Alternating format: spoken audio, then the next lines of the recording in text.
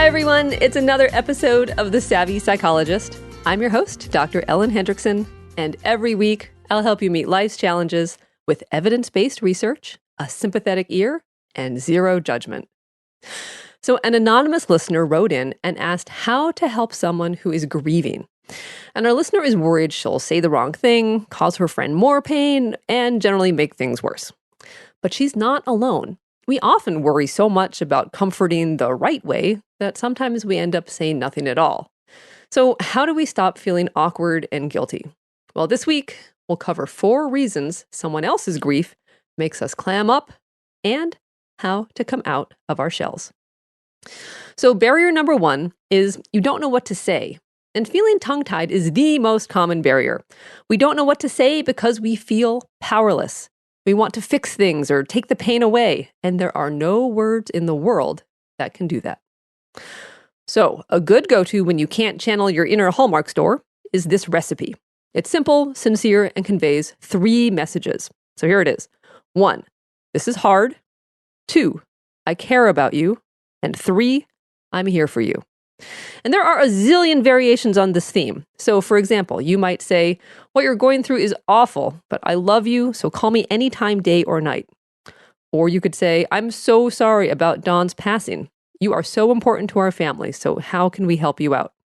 Or just simply state the basic recipe. This is hard. I care about you. I'm here for you. And quite honestly, even if you can't remember the 3 components and end up mumbling a cliche like, I'm sorry for your loss, or my sincere condolences, it's fine. Those time-honored phrases won't win any creativity contests, but if they convey your concern and come from the heart, they're not cliches anymore. They're support. You can even sit in silence. It's awkward, but it's your presence, not your words, that are most important. Barrier number 2, you're worried you're intruding. So we're taught to offer privacy and respect after a death. But privacy shouldn't mean radio silence, and it's never disrespectful to offer your love and support. And there is a difference between not intruding and withdrawing. So go ahead and talk about the person who died. Remember the person, tell stories, say how much they meant to you. This does 2 things. First, it shows that what happened isn't unspeakable, that the loved one's name isn't taboo just because she passed away. And second, it simply acknowledges the loss. Even if your stories are lighthearted, talking about the person who died shows you're serious about remembering them. And that is never intrusive. Barrier number 3, you don't know how to make them feel better. Well, this barrier is a no-win situation. You're not going to fix things. But guess what? You don't have to, and you can't.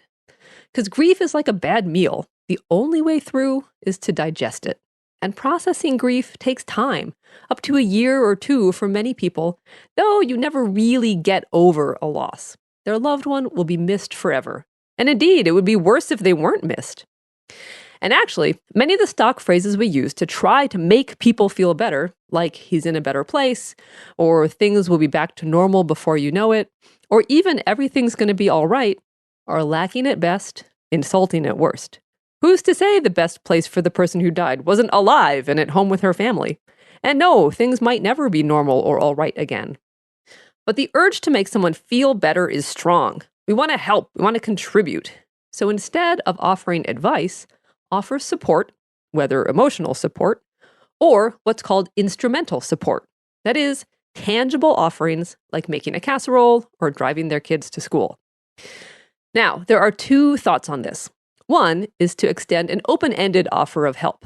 And this gives the bereaved a chance to ask for what she really needs, whether it's getting stuff done or just providing company. But don't say, just holler if you need anything. That if will kill the chance of them ever reaching out.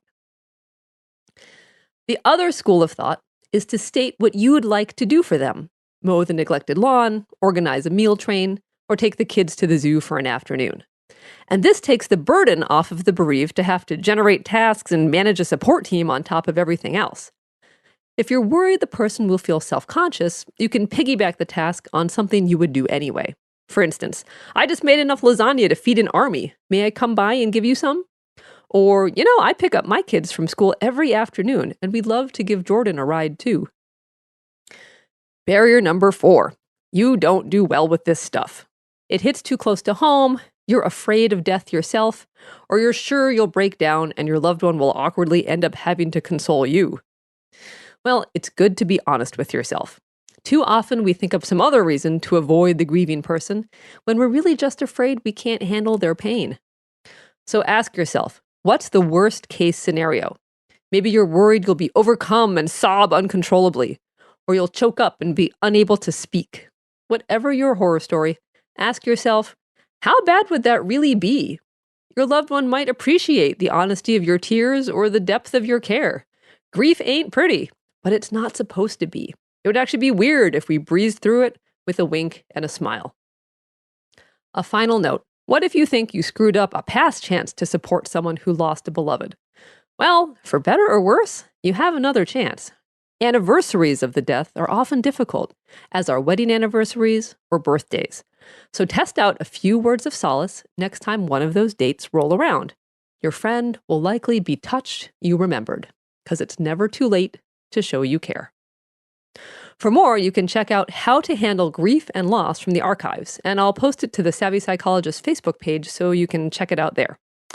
For even more savvy, you can subscribe to the Savvy Psychologist podcast on iTunes or Stitcher, or listen on Spotify. And if you haven't been to the Facebook page in a while, go check out the new banner and like us while you're there. Or you can get all the transcripts delivered straight to your inbox by signing up for the Savvy Psychologist newsletter at quickanddirtytips.com/newsletters.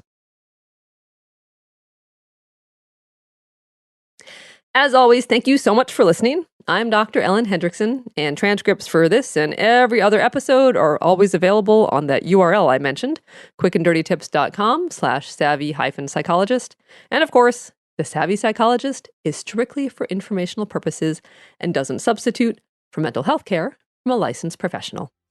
Thank you so much for listening, and I will see you next week for a happier, healthier mind.